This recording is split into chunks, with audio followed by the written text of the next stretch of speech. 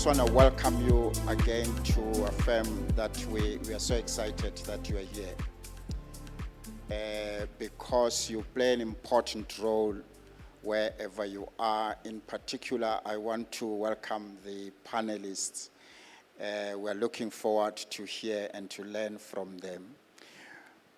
But I want to just maybe share two things. Last year, I was invited to a discussion on diversity in the workplace, hosted by one of the law firms in Sentin. So after the whole presentations and discussions, when people were starting to comment from the floor, one of the ladies stood up and said, the problem is that many black professionals, once they have arrived, they stop agitating for change and transformation.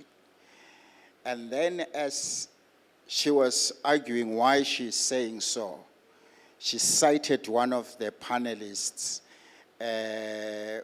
who is an HR director in one of the companies and said, yeah, you no longer hear anything. And then she turned and she cited me. And she spoke about how they used to look up to me when I was agitating for transformation in the media, in parliament, and all of that. Now, I stood up and I responded to the question. And I said, and this is very important because most of you are in decision-making positions where you are, is that you shout when you are outside. If the door is not open for you to come in, you can kick the door so that you can be able to enter. But once you are inside, there's no need for shouting. You then use your voice and your influence to change things. Many of you are now in a position to have a voice in meetings where you sit. You don't have to write to a journalist anonymously. Start from your own Jerusalem, where you are in your company. Let your voice be very clear. Let it be known what you stand for. And what you stand for must be informed by where you have come from. In all companies where I've been involved, there's one thing that I've never been ashamed for. I always say I'm a product of affirmative action. If it wasn't for the legislation that came into this country to affirm black people, I would not be here. I know that. And therefore, sitting here, every day I worry about the students that go to university, finish, and find themselves unemployed. I worry about the graduates that start a job and give it all their best and see other young colleagues they start with advancing, being promoted, and them being left behind. And when they look and they realize the only difference is that he is a male, I'm a woman. The only difference is that she or he is white, I'm black. These are the obstacles when we're inside companies. We must use our influence. I cringe when I hear a black person say, I am here because of my education. I can tell you, had there been no legislation in this country to force corporates to implement diversity, black people will still be working in the field and outside there. Most of you who are now promoted in senior position, you wouldn't be there. So I want to encourage us, number one, to know that once you are inside, yes, you don't have to be shouting outside. There was a time, those that know, I was almost on a weekly basis on radio, on TV, shouting these issues. Went to Parliament at some stage, called for an investigation on racism in corporate South Africa. So this lady was saying, now because you are in the corporates inside, you don't. I've just come back this afternoon from a board retreat. I was very humbled because in the discussion in one of the meetings, the CEO says, we are going to present a program that we have embarked on.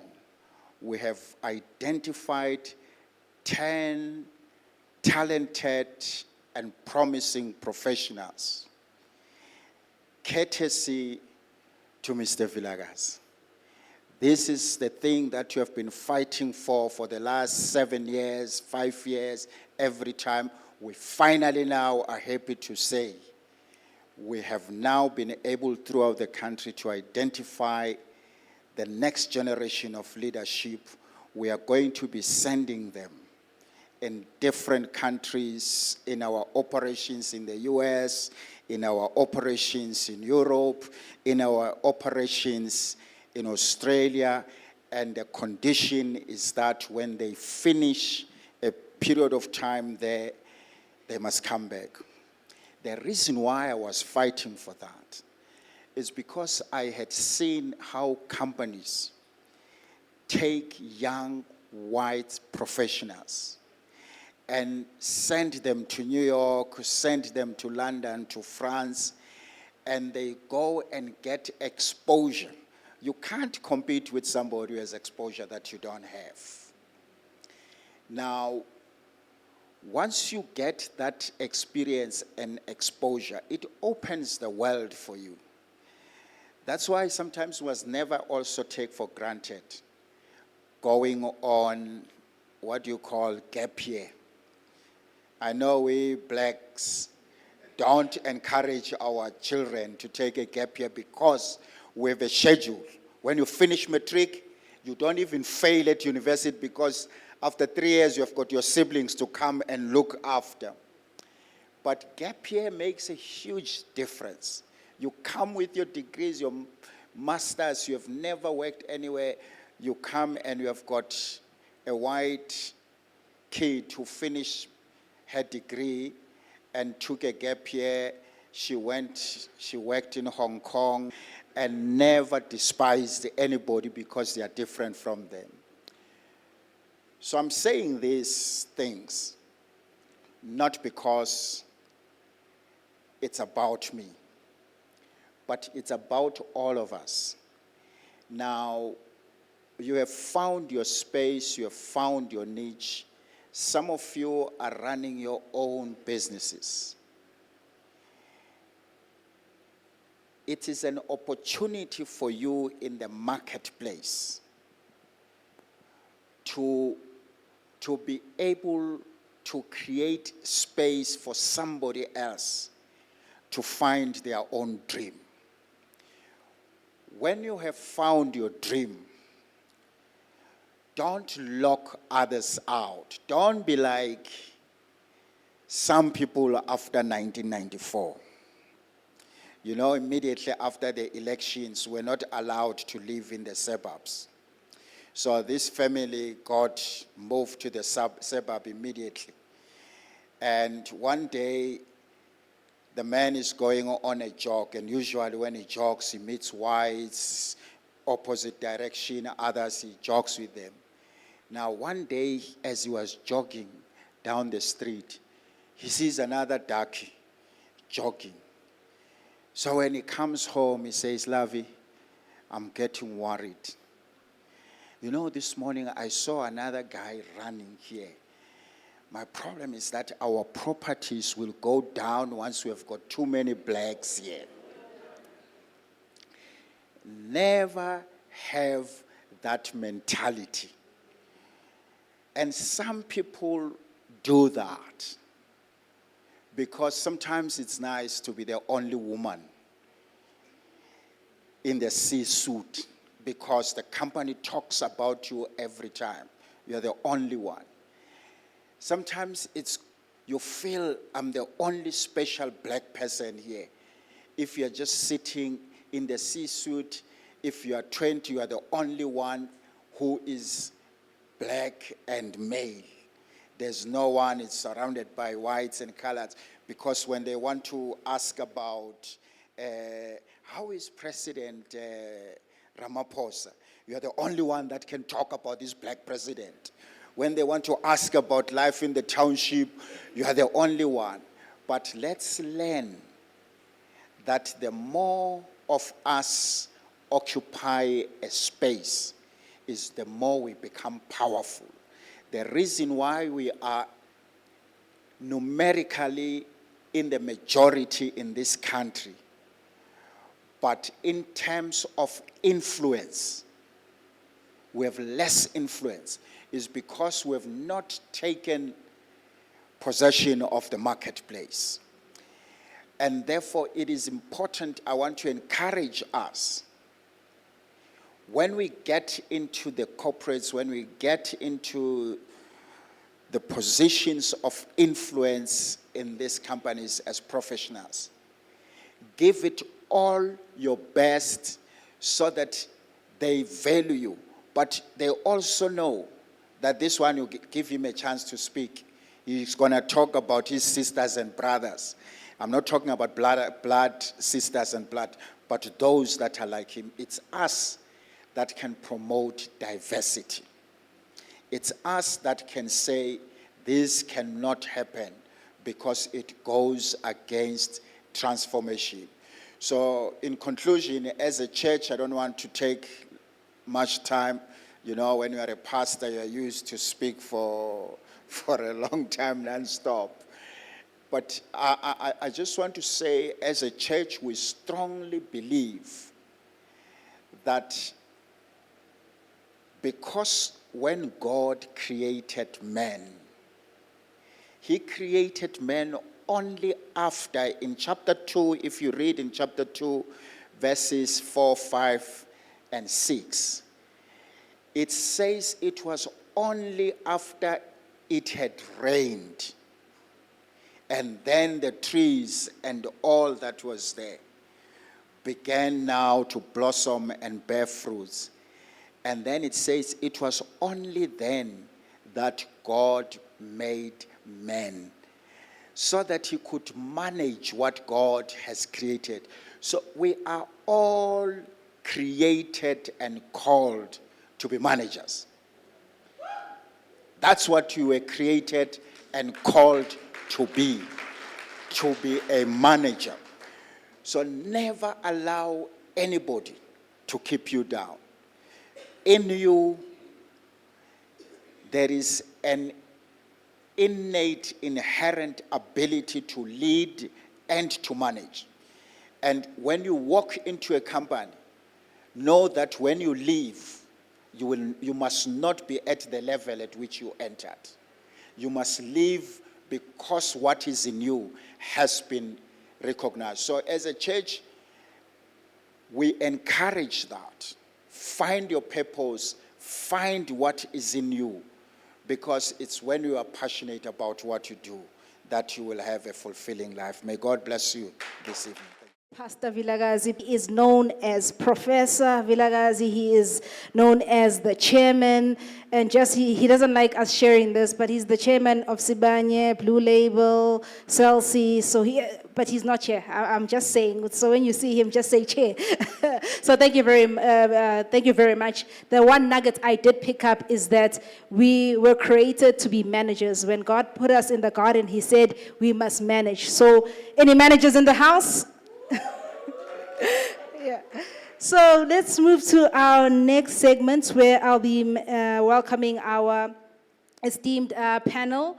I will start off with Sis Nompumelelo Makhoba. She is the CFO in mining. Over to you, Sissy. Please come through.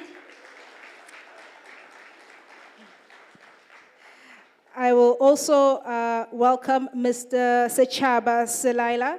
He is an associate in consulting. Welcome, sir. You can sit there with me.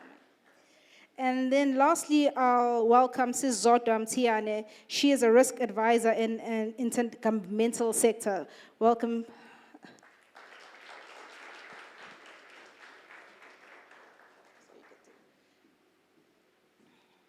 So, welcome to everyone. So, and we very much appreciate you honoring our invite. So, we will get straight into it because we are talking about purpose. We got some yeses, got some no's, we got some maybes. So, I'd like to just open it up to the full panel to say, how do you, ladies and gentlemen, define purpose? Technical error on my side. It's a user error. So for me, really, how I define purpose is the why in what I'm doing. Why am I doing what am I doing? And then working hard in thriving to then show my purpose in that, in making a difference in the people that I work around. So it's really the why. In any space that I get into, be it a mother, be it my professional space, it's the why. Why am I doing that? So that's the purpose behind it. Thanks. Thank you. Thank you all and good evening. So in my mind, I understand purpose to mean the original intent. I'll make an example. So in the business world, every product that you take out money to buy is something that you value because it's fulfilling a specific job.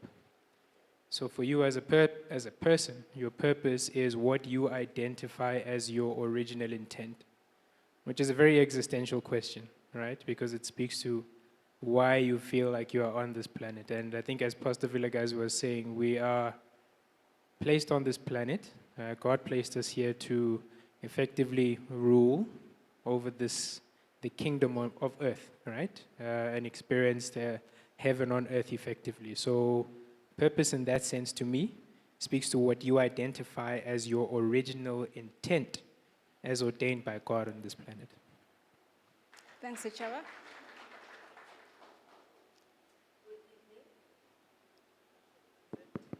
Good evening, and thank you, Tembi. For me, the purpose is the reason for existence. And I will quote a scripture from Genesis 1, verse 26, when God said, "Let us make a man in our own image to be like us." So I do believe that the existence for all of us is to reflect likeness of God and is to manifest his nature through the assignment that he has sent us to do in planet Earth. And I will take from what Pastor Jerry has spoken about, because I do believe that all of us, God has created us, point number one, to have a fellowship with, and he has created us to cultivate the garden. The question is how you cultivate that garden. And third, God has created us to multiply and to be fruitful. And lastly, is for us to rule all over the world. So we are all managers. Thank you. Yes. So this one I'll direct it to you, Sis Nompumelelo. You mentioned that for you, purpose is finding your why in everything you do. So as a professional rising through the ranks within mining, finally getting to CFO, have you always had it figured out? Did you know that step one, step two, Jackie Chan, I'm here. This is my 3-step plan, my 5-year vision, 3-year vision, 10-year. Have you always had it figured out? So it's in two parts, yes and no. So I've always had it figured out in terms of what I wanted to be. So I know the career path that I wanted to take. So I knew that I wanted to be in finance. I wanted to be a CFO. And in that, in fact, how the journey actually started is I was watching TV. I saw Trevor Manuel. He was making changes to the budget. And I said, I want that. What do I need to do that? And because of that, I then did everything to try and get there. And the reason I'm saying there's a no as well is because in terms of resources, I didn't know how to get there. But I knew what I wanted to be. But in terms of resources, I then had to dig deep, right? I had to say, how do I get myself through school? What do I need to be in order for me to get to where I needed to be? So that was quite a challenge. And there were things that I could have done. I always say young ladies nowadays and young people, when they go through challenges, they tend to want to take the easy way out in order to get there quickly. There was no easy way to get there, but it was working hard and working through that purpose and understanding exactly what it is that I wanted to achieve. And I wanted to make a change. I wanted to take exactly what I've learned and go and apply it in businesses and make sure that I'm actually the guide for those businesses. Thanks. Thank you. And then I'll direct this one to you, Zodwa. How have you found purpose as a professional? That's a good question. How did I find the purpose as a professional? My journey has been very different, actually, from other people, because as much as I had a desire as a child, interestingly, I wanted to be a medical doctor as a child. But I ended up taking totally a different route because I'm also in finance space. But I ended up being in risk management because I started having a desire to be a medical doctor. And while I was in high school, that was diverted for me actually to ended up doing the commercial subject because I tend to be good in accounting, which comes to the point that actually Nompumelelo has made of working hard. And similar, I was not having the resources actually to proceed with education, but God had always opening the doors for me. But actually, to be specific in answering your question, I've always been directed sometimes, not being myself who decided to be where actually I am today. Because for me to be a risk manager today, I didn't decide to be a risk manager. I was a finance manager, and I was good actually in that space. And one of my CEO at a time said, you can make a good risk manager. That's how I ended up actually being a risk manager. And I ended up doing the research on that, working hard again, and knowing what you want to achieve. And I ended up doing the things that I never thought that actually I will do. I mean, I've published some papers, and I'm being seen today as an expert in risk management, which was never really, something that I thought about before. So I will think that as you open up and you work hard, even if actually you are not thinking about something, but God always directs you to the right path. Thank you. So, Sechaba, I'll direct this one to you. You're now an associate, you're in consulting. Has there ever been a time where you were just like, no, this is not where I need to be. This is not me. I am not aligned to the role I'm in. I'm not aligned to the company. I'm not aligned to the department. So have you had that experience? So thank you for the question. The space I'm in tends to promote a sense of, inferiority complex, and I'll tell you why. Each problem that we sort of face in a project is different, right? And the space we're in with strategy consulting is known to be one for accelerated growth because so much is expected of you. So to answer your question, almost every day, yes. And how I've had to overcome that, I think I'll start by touching on something you mentioned. When you mentioned the scripture around how we were created in the many faces of God.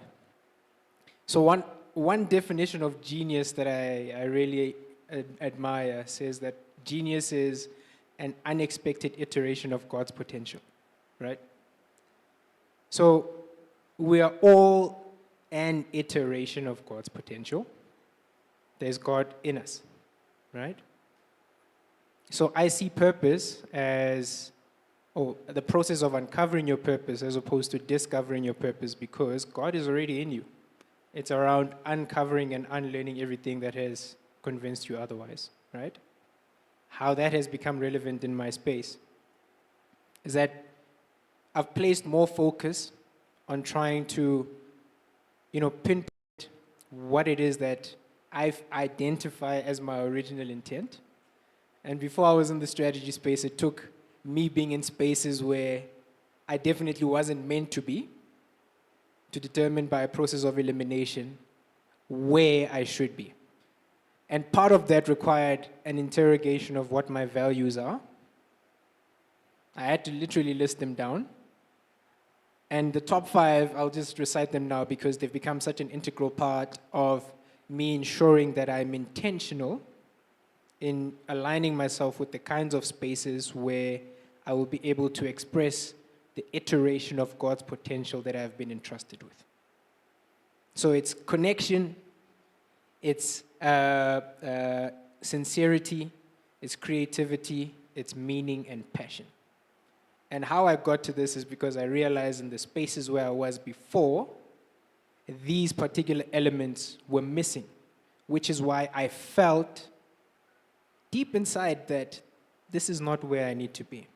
Now, in the strategy space, again, strategy is about a set of choices, right?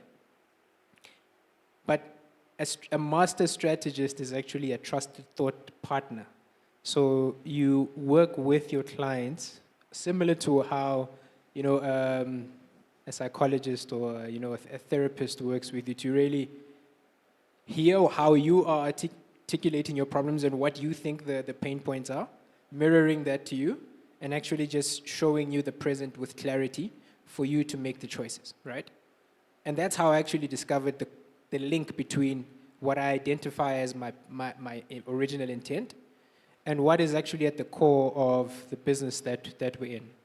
So if I just go down an audit of that list of values, so there's connection, right? For you to trust me as your thought partner, we need to have a genuine connection, right?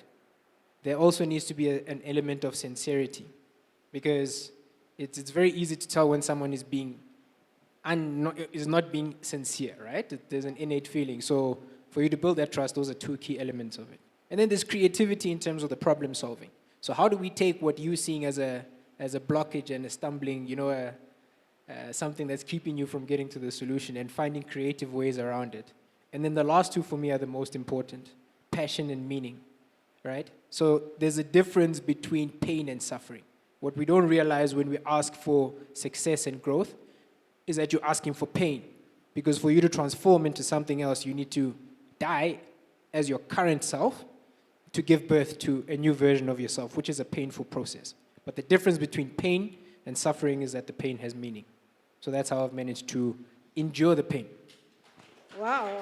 So I'd like to just pick up on 2 things that you've mentioned. So you mentioned that when you feel a misalignment, the first point you should reference with yourself in your quiet space are your values. To say, I'm feeling uneasy, let me go back to what I value, have a clear view of what I value, and then move on to the space, evaluating the space, and then seeing how you transition there.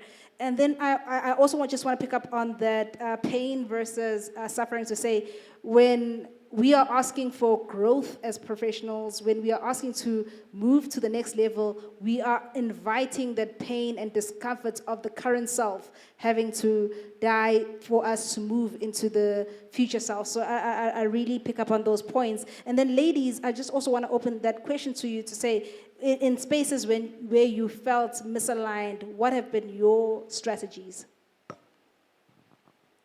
So on my side, and I think it links to what he's been saying, I've really been fortunate in that in all the spaces that I get into, I've been really aligned. And reason being is that the one thing that drives me in any space that I get into are my values. Integrity, ethical leadership, honesty, as well as being empathetic. So in any space that I get into, I first want to understand the values of that organization. In any relationship I get into, including my husband, I wanted to know his integrity, his ethics, his empathetic. So it's very important.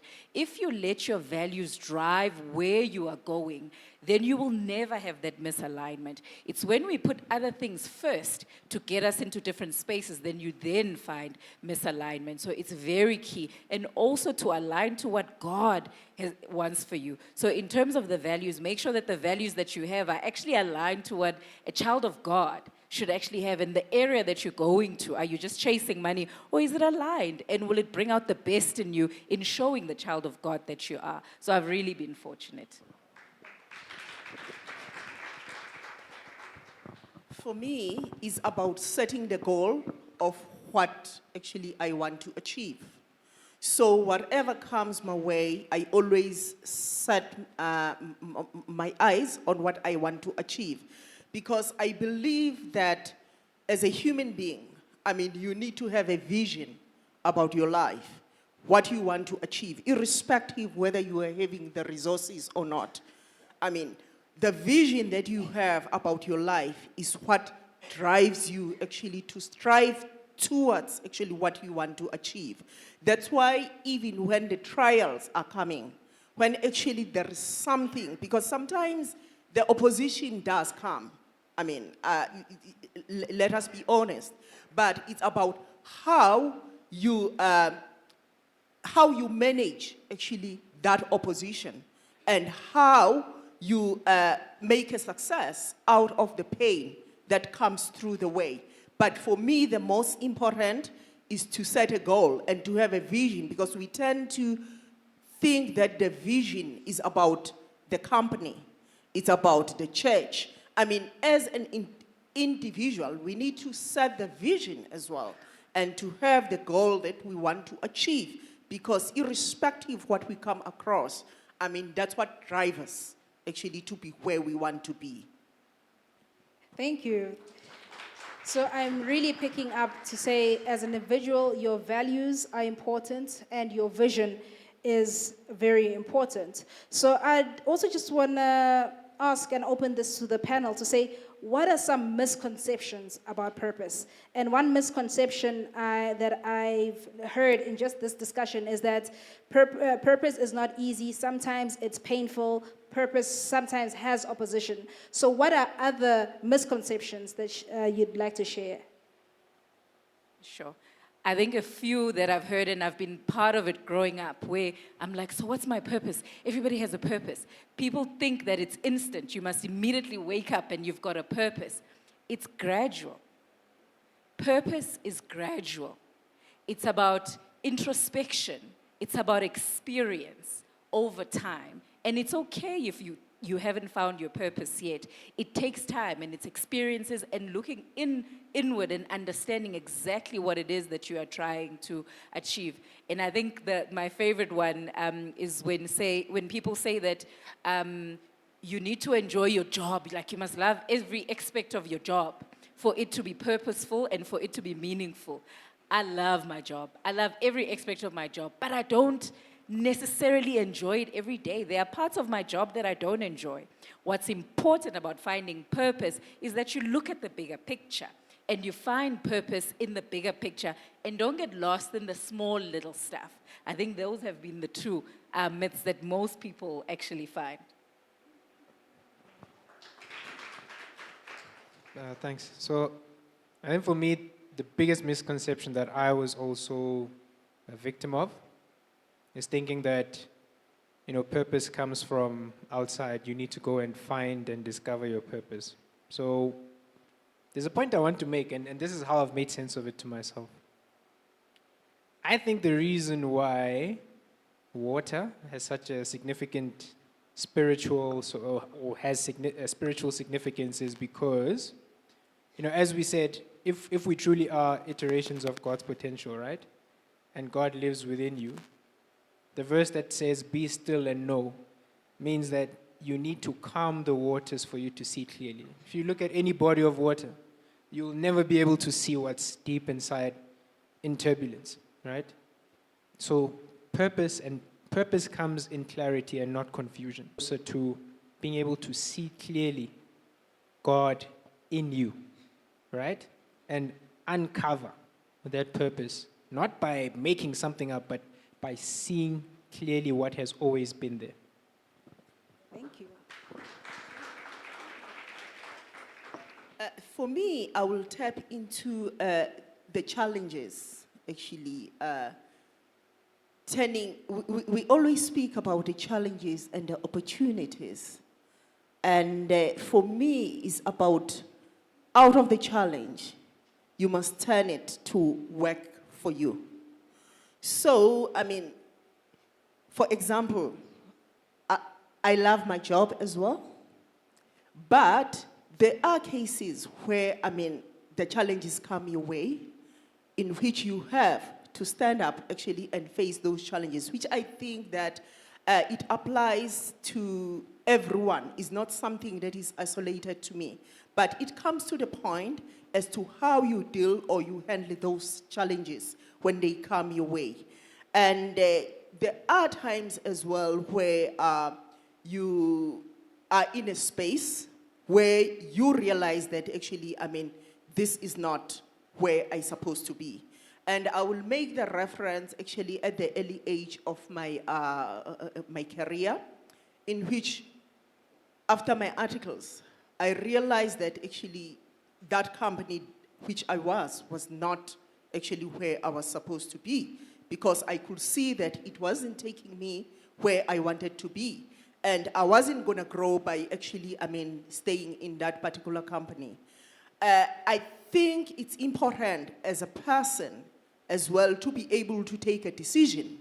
If you see that actually this is not taking me to where I want to be, then you make a decision actually to take the path that you believe that is going to make you achieve what you want to achieve. I think that is very, very important, rather than to stay in a space where you know that actually you don't supposed to be in that particular space, but for a fact that you are looking for financial security, which I think sometimes is a big obstacle, because people stay in the places where they don't want to be just for financial security.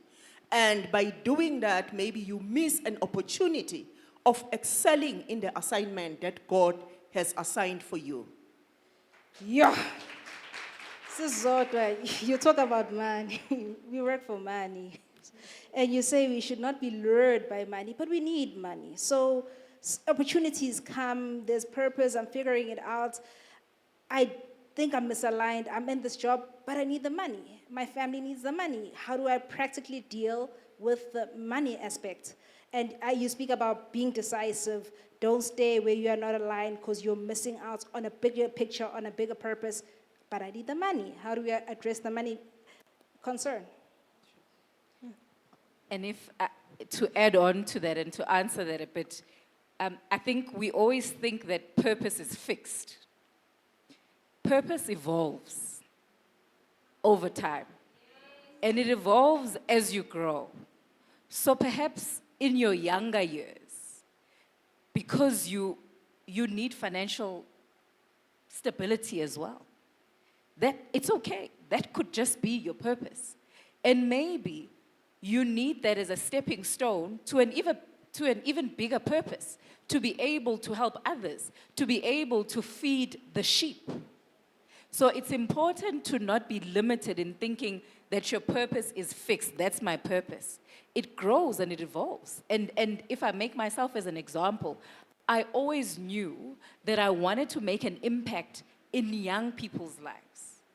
Not just females, but men, because I think we leave the men out and we run with the girls, then the men are stuck, they don't know what to do. My vision has always been that one day I will build a state-of-the-art school Come on. for previously disadvantaged kids with the best teachers. But to get there, when I start off, my purpose has to be about financial stability, building connections to get there to that purpose. So we must not treat purpose as if it's fixed. It may start off somewhere, and as you grow, it progresses to something else. I think I'd like to reference Pastor Vilagazi when he started saying that God called us to all be managers in the marketplace. So if you take a step back, in any job that you're in, you're selling your time and your skills to deliver some sort of value, and you're being compensated for that. So how you address the issue of money while aligning with your purpose, my answer is it's in the how. So my purpose is to bring people closer to their purpose. And it took a long process of discovery and rediscovery to get to this. Now, how I am addressing the money issue through that is that I have established a purpose strategy offering, right? So look, coming back to the marketplace example, the impact that I want to have is to see people getting closer to their purpose.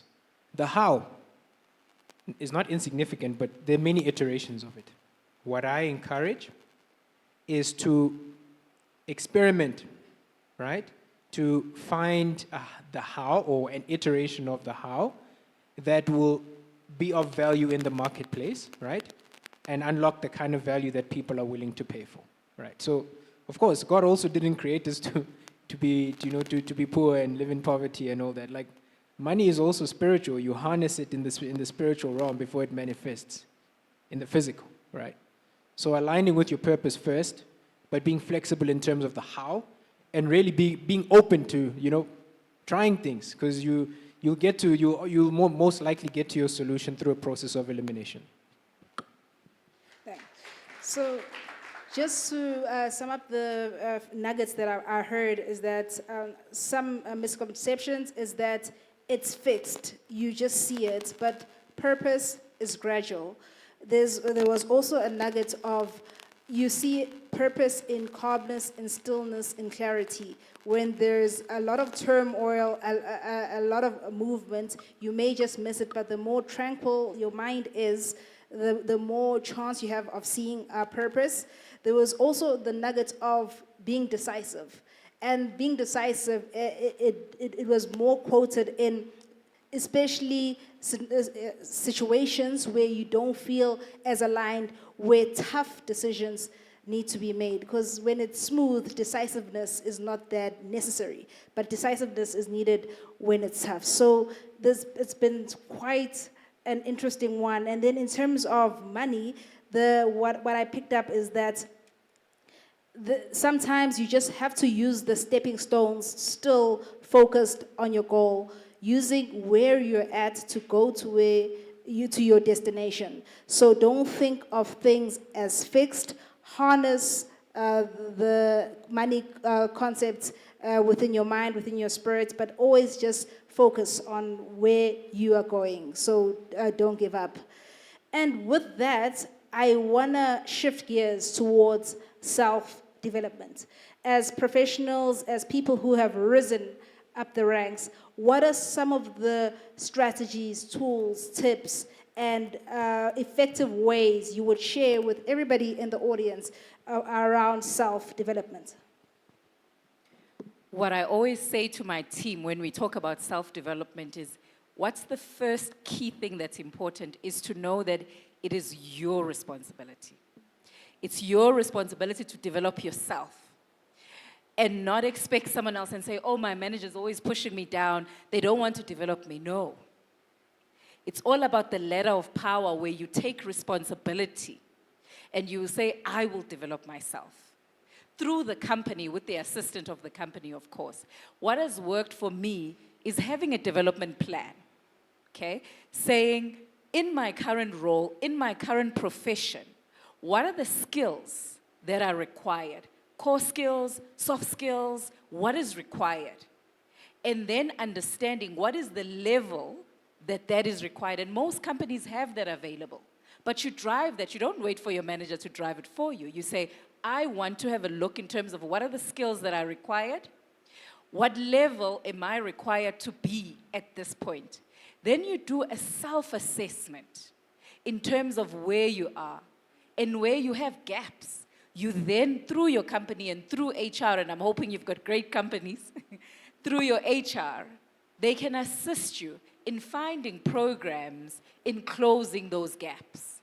It's very critical that you understand where you are in terms of your skills, in terms of your development plan, and set targets for yourself. For example, myself, I don't call myself as a chief financial officer, I'm a chief value officer. Because it's not about financials, it's about adding value in every space that I get into. In whatever way, in all the stakeholders, adding value to those stakeholders. Then I needed to understand that, okay, it's not about the technical at this level, it's about adding value. What are the skills that are required of an ethical leader, of a leader that adds value everywhere? And where I saw gaps, then I worked on that, and I continuously am learning. I'm not where I need to be, and anyone that says, I've arrived, there's a problem. Because in arriving, then you think you don't need further development, and you'll never get anywhere when you think you've arrived. Every single day must be an opportunity for you to do better than what you did yesterday, and to compete with yourself. So it's very important to have a development plan and be very truthful to it, and take responsibility for it as well. It's not your manager's responsibility, and it's not your company. So owning that and saying that it's mine. Thanks. Thank you. Okay. Maybe to add on what Mpumi has already said, for me, I mean, empowering yourself as a person is very, very important. I mean, it starts with yourself rather than always looking at a company. You can empower yourself within the organization. I won't touch into that because actually Mpumi has already covered that. But be informative as well about what is happening around you. Sometimes we tend to look only in the organizations that we are looking for. I mean, look at a bigger picture. Look actually in the world. You must, I believe in thinking big rather than actually confining your way of thinking within a small space. Because the moment you think big, I mean, that's where you start to see the opportunity which actually you were not even seeing. And be visible, irrespective which level you are in and what position you are in. Make yourself visible. Don't tend actually, I mean, just to take the back seat and wish actually not to be seen where you are. In whatever position that you are in, you are seen for your visibility and for the effort that you make. So it's very important actually to make yourself visible and not to look yourself low. Always actually see yourself at a bigger picture. For example, I will make and I'm doing this basically just to share with someone that's how you can sometimes be identified without even being aware that you can be identified for that particular position and stuff like that. Myself, actually, I'm one of the few in the country. As a matter of fact, I'm the first actually person in my agent as a South African to be identified as an international staff. Not necessarily because when I joined the organization, there were no South African. But when I joined that particular company, is an international organization, I was visible. And don't look at that only from my perspective. Look at that from your perspective as well. irrespective of the level you are in. Like, I was visible, I was asking the question, I was challenging. But when you do that with a purpose of adding value rather than just being critical, only being critical. Be critical in such a way that you add value. And just few years after joining the company, people around were seeing what I was doing. Yes, as a children of God as well, it's very, very important that actually we can have that in your mind. Speak the word of God in your mind, that I can do all things through Christ who strengthened me. Sometimes the career and the word of God are not two different things. As much as we are talking about the career as a standalone, but always put God actually in your career. So, as I'm saying that, I ended up being the first South African in my organization to be identified as an international. And God opened the doors that I never thought that actually He will open. Sometimes I sit back and ask, but how did this happen? I never thought that in my life I will influence the global decision. I will sit actually in the platforms, where the global decisions are made. But I never seen myself given the background I came from. I'm coming from a very humble background, actually, in which I never thought that I would be. So the point that I'm trying to make is that, see yourself as someone who can do all things through Christ Jesus who strengthens you, irrespective which level you are in. People will, or God will give a favor on you in such a way that people will recognize you actually where you are. Sorry, I just have a burning sort of message to share. And it's just, echoing the sentiments of my fellow panelists. I'll try to make it very practical. So, people think in pictures. Here's proof. If I tell you, don't think about a pink elephant, the first thing that will come to mind is a pink elephant. Why is that important? I think for me, the practical tips, there's 3. Steal with your eyes, speak life into your situation, and find your tribe. What do I mean? Because we think in pictures, you need to have a very clear example of what you want to be. Yes, where you want to be is one thing, and this is where role modeling becomes important. And one thing to note here is that you do not have to know the person to steal with your eyes. When I started the role I'm in now, one of my mentors told me that you don't have to, for one, you don't have to like someone to learn from them. And secondly, steal with your eyes. There's a reason why someone who has become a master in what they do has managed to achieve that. And it's in the small things that they do. So steal with your eyes, that's 1. 2, speak life into your situation. So, again, the word tells you that you've got the power of the tongue, right? What you hear becomes your thoughts. Your thoughts become actions. Your actions become habits, and your habits build your character. And your character determines your destiny. That then speaks to the 3rd point around finding your tribe. We are communal beings. That's why God created church for us to fellowship together. So that's important because it's like running a marathon. You are going to get tired at some point.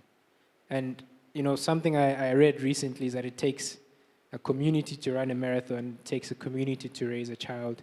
It would also take a community to get you to actualize the vision that you're seeing, because you will need that constant affirmation to be surrounded by people who are speaking positivity and life and are pulling in the same direction as you are. So again, I'll recap, and I tried to make it as practical as possible. You don't have to like someone to learn from them, so steal with your eyes. Be careful what you profess with your tongue. Speak life into your situation. And thirdly, which I think is actually most importantly, find your tribe. Wow, amazing. So just from the full panel, self-development is your responsibility. And self-development, it's also about looking outside, thinking bigger than yourself, and putting yourself in that position to differentiate yourself so that opportunities find you. And also steal with your eyes and speak life. I missed the last one. So at this time, I'd like to just open up for questions. I'll take a few questions. And for the sake of time, I think we will just take them in a round of 3. So can we have some hands? First hand, I see 1, 2, 3. So Kai, you can go. To our panel, good evening to all of our visitors and to Elohim Bible Church. I would just like to ask a question. We've dived into purpose. We spoke about self-development. When you've known your tribe and you've agreed, you found out why you are doing this, and you're open to your purpose evolving and changing over time. But then what often happens, and this is something that's not really said to a lot of young professionals, all right, is that sometimes in the process of becoming, you lose your employment and you lose your source of living. Right. I would just what words of encouragement, what things did they do to encourage themselves and not to lose sight of their purpose, of their calling, or their tribe when faced with such situations and circumstances? Thank you. Thank you for the opportunity, and thank you for to our panel. The question I'd like to ask is, I don't know if I'm being shallow, right? Because I don't feel like I found my purpose in my job. I love what I do, but there was a time where, especially when I started off in my career, where I thought that I would find fulfillment in my job, and that really frustrated me because my job wasn't fulfilling me. And it came to a time where I even resigned, and without a follow-up job. I just resigned because I'm like, this is not fulfilling me. I don't feel like I'm making an impact. But coming back into the working environment, I've adopted a different approach, which says, well, I'm doing this job, one, because I need to live and pay my bills, but also and just find and I found things outside of my job which I feel actually fulfill me. So in doing the job, I'm still systematic in the sense that I know that in order to get a promotion, I need to do well. So I invest the time to develop myself. I invest the time to perfect my craft. But for me, it's not as deep as it was anymore in terms of, I don't think my job is where my purpose is. I don't even think my job is my calling. But it's something that I do in order to get money. Am I being shallow? Good evening. My name is Unoktula. Actually, my first question got answered during Nompulumelele's talking, because I struggled for a very long time to find my purpose, and now I know that it's gradual, like you don't find it as you grow up. And my frustration is, I studied marketing, I ended up working in legal, now I'm working in contracts and in IT, and I feel like I'm all over the place.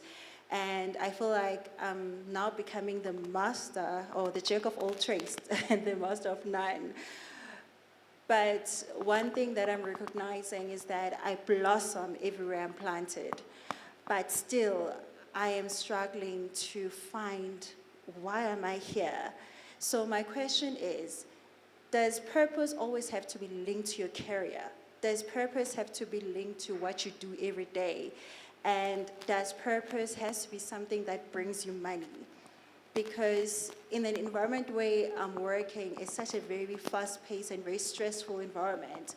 And my work ethic and being the child of God and being able to bring positivity everywhere I'm planted, I would believe that might be my purpose, but it's not really bringing me money, but it's creating a better environment. So my question is does purpose have to be linked to work? Does it have to bring me money?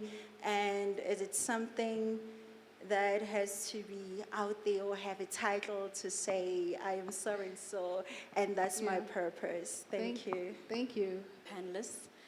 I realize that the conversation has been mainly about professionals and people being in the professional space. In business, I've been in business since 2009. And I was employed initially and left employment to focus on business. And where I'm at the moment, I'm in a space where it's predominantly white, PPE, but in the corporate sector for warehousing and all of that. And I'm finding that I've been supplying like one of the biggest employment agency in the country. They're a JSE listed company. They took me on as the first black-owned company. I've been with them for 5 years. And I'm sitting there, and the only black companies they're developing are let's say the catering at their head office or nail bars. And in the PPE space for them, that's a big chunk of their budget. And I'm scratching the surface. And it's something that I'm raising with them now as to, geez, every year I get asked for my BEE certificate so that you can put it forward for your company. And what benefit am I getting besides getting the crumbs off the master's table? Because the companies that have been there for decades and have been making a whole lot of money get the big orders, and then I get the small orders. And it's tough to break through, but maybe I think since you are in corporate, you could advise on ways to break that barrier. But I guess I'll keep, pushing and trying to get in. Thank you. Okay. So just to summarize the questions for the panel, so what is the word of encouragement for not losing sight as you go through challenges, maybe losing your job, losing your position, and just different challenges? The other one is fulfillment outside the job. I'm in a job, I'm not as fulfilled. Am I being shallow for not being fulfilled? And in terms of purpose, is it always linked to a career? Is it linked to a title? And then lastly, corporate is vast. You've got players who've been there for a long time and gatekeeping. How do I break through? So open to everyone to answer whichever specific one you'd want to address. Okay. Maybe I can start with the first one and I'll add on as my team progresses. So it's never easy to stay motivated, to stay focused, especially when challenges come your way. It's so easy to give up. How I always look at it and what has worked for me, and it's not, people tend to say it's easier said than done, but it's having a growth mindset as opposed to a fixed mindset. A growth mindset says, I know the challenges that I'm going through are actually taking me to a higher level. A fixed mindset says, that's it. I've lost my job. There's no other thing I can do. That's it. Why did they pick me? A fixed mindset says that any criticism in the workplace that I get, I take it as constructive criticism and I grow from it. A fixed mindset says, if I'm being challenged at work, they don't like me anyway. Having a growth mindset says that I'm going to try different things. Maybe this didn't work out for me, but I'm going to try something else. A growth mindset says that my attitude and my effort determines my ability.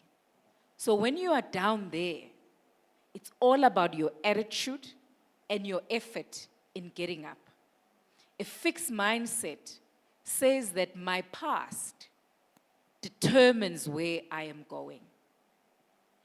If we all just give up when times are tough, we wouldn't be where we are today.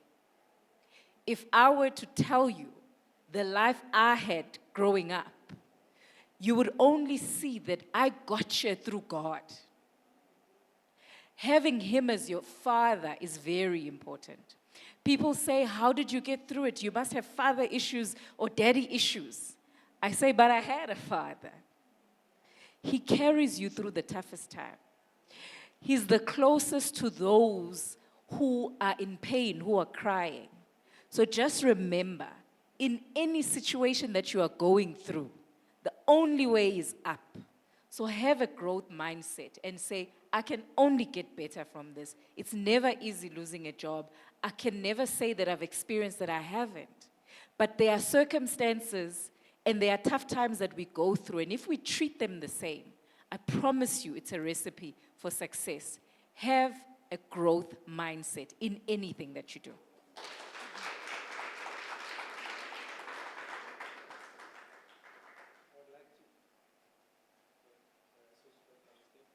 Hello. Yeah. So I'd like to echo your sentiments, and I think there's power in stories in order to somewhat change your perspective. So I'll tell the story of a father who had 4 sons. So he told them, so they lived in a village, and he told them, each of them, to go and go visit the edge of the village, and there was a big tree there. He told each of them in a different season to go back and come back and tell him what they saw. Each of them told a different story about that tree. The same tree in winter does not look the same as it does in autumn, summer, and the other. So all of that to say, your winter, do not judge yourself by your winter season, because the summer is coming, right? So it's also an opportunity to reset, right? So I also was in a position where at some point I quit. When I found out, it finally sunk in that I was not meant to be in the space I was at the time. Yeah, quit. Didn't really have a plan at the time, but I saw it as an opportunity to reset. You're actually a person in that position is actually in a privileged position, because you are then able to, start from a position where you've got nothing to lose. You've got the privilege now to set your gaze. Remember, it's not about speed. There's a quote that says, precision beats power and timing beats speed, right? You find people who speed their way through careers, and when they get to what seems to you as the top, totally pivot, because it's about the direction that you're taking. So my words are, don't judge your winter, right? Don't judge yourself by your winter season. And secondly, use this opportunity as a privilege to reset and really fix your gaze on a vision that is aligned with your purpose, and go for it with everything that you have.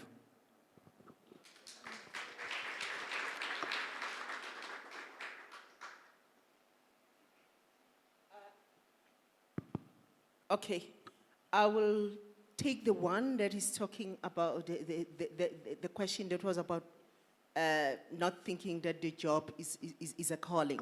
Actually, I think that was the question. I believe it's very important, actually, especially at a young age, to have a mentor, or actually to engage and to expose yourself about things. Because,